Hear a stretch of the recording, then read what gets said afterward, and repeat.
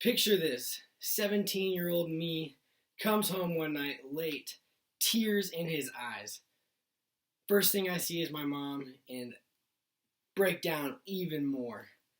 What had happened was I just experienced my first breakup of my whole life, and I was in a tragic state of mind. I was so sad, and I thought the world was ending around me. Now, what this was allowed for some space for me and my mom to grow closer together in a vulnerable state, and my mom to really speak into me about relationships and life.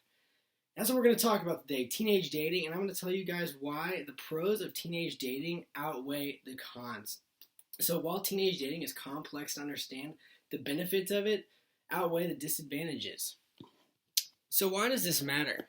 Why does this matter? Well, according to Jeanine Zweig, Vice President of the Justice Policy, around 67% of teens have dated in the past year or are dating currently. So it's happening, it's common, and it is happening around us, and likely that each one of us will be in the influence of a teenager that is dating. So we must take it seriously. So the main points we're going to be talking about on why teen dating is a good thing and it has pros to it is that it helps teens find out what they are and aren't looking for in a future spouse. It brings teens closer to friends and family in a unique way, and it teaches teens to communicate and handle deep feelings. So first, we're going to talk about how teens learn about what they like and what they don't like for a future spouse. So first, you learn what you like. You learn different things about a girl or a guy you're dating that you would want to partner with later on in life. And then also what you do not like, what things to look out for, what are the red flags that you don't want to find in a potential husband or wife later down the road.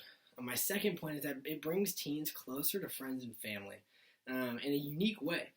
So teen dating in community builds deeper friendships, and I would specifically say community because oftentimes people date in solitude, and I don't think that is beneficial. But in community, being vulnerable with the people around you, there are a lot of pros. For example, Nina Fredlin, a PhD and RN professor at Texas Women's University, highlights in the Journal of Community Health Nursing that relationships are nurtured and become stronger through deep, vulnerable community. I mean, she talks about that in a cool context in a theater group where people discuss relationships with other people honestly and openly and how they benefit and grow together in that. It also allows for mentorship from parents, and I really believe in this one. For example, if a kid wants to date, regardless of what the parents say or what teachers say, the kids are going to date. It's a part of our human nature. The kids are going to pursue each other. And if parents do not allow them to date, the teen's going to do it anyways, and parents are going to miss out on an opportunity to guide them and shepherd a healthy relationship dating.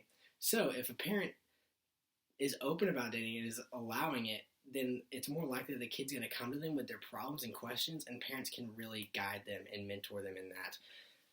So there's an opposing view here that teenage relationships include more violence than expected, and why we see some data here. For example, according to Nona O'Keefe, clinical social worker of Sutter Memorial Hospital in Sacramento, over 35% of teenage relationships include some form of abuse.